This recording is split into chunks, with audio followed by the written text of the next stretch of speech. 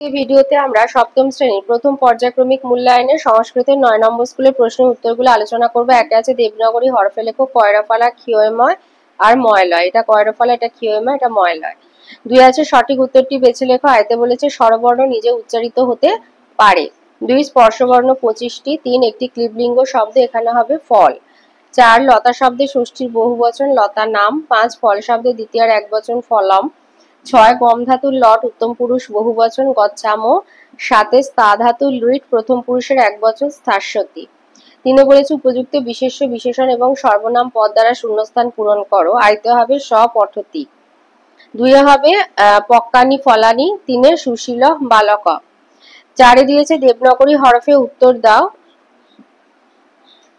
দেবনাগরী ওটা ভুল লিখেছি। কিং তব নাম মানে তোমার নাম কি, লিখবে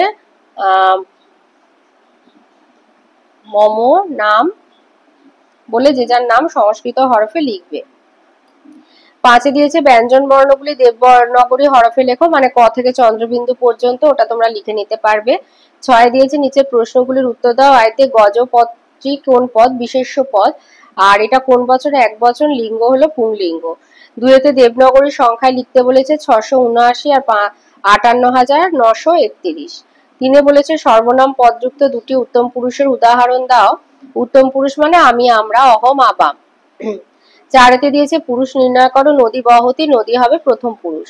৫ বলেছে ক্রিয়াপদের নিচে দাগ দাও। কবয়া কাব্যানি লিখন্তি। কবয়া মানে কবিরা আর কি, অনেকজন কবি লিখছে, লিখন্তিটা হলো ক্রিয়াপদ। ৬ দিয়েছে সুবন্ত পদের অপর নাম কি।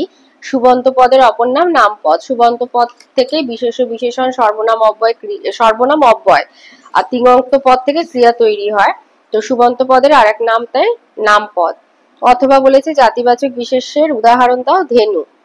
৭ আছে নর শব্দের তৃতীয়া বিভক্তির এক বচন।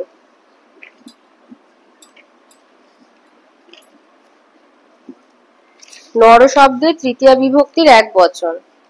তৃতীয়া বিভক্তির এক বচন নরেন।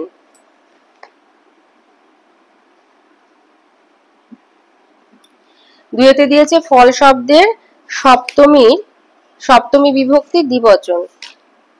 ফল শব্দের সপ্তমী বিভক্তি দ্বিবচন, এই হলো সপ্তমী বিভক্তি ফলয়।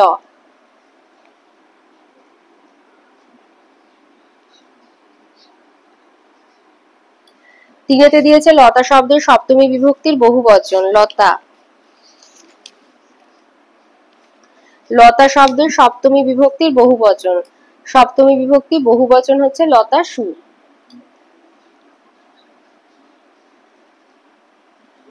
এবারে ৮ আছে ধাতুরূপ। ভূ ধাতুর লৃট, লৃট মানে হচ্ছে ভবিষ্যৎকাল। ভূ ধাতু, ভূ মানে হওয়া। ভূ ধাতু লৃটের প্রথম পুরুষের দ্বিবচন। প্রথম লৃট মানে ভবিষ্যৎকাল, এটা হচ্ছে প্রথম পুরুষের দ্বিবচন ভবিষ্যৎ।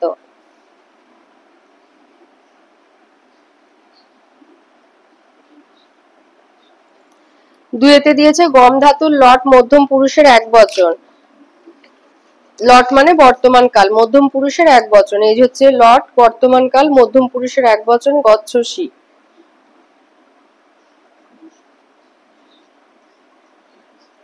৩ দিয়েছে পট ধাতুর লৃট, আবার লৃট মানে ভবিষ্যৎকাল, পট মানে পড়া।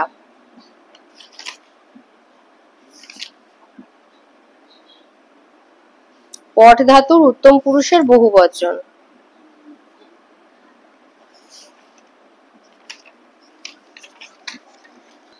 তাহলে এই হচ্ছে ভবিষ্যৎকাল লৃট, উত্তম পুরুষের বহুবচন পঠির শ্যাম। এই হচ্ছে পট ধাতু মানে পড়া। তাহলে পট ধাতুর উত্তম পুরুষের বহুবচন পঠির শ্যাম।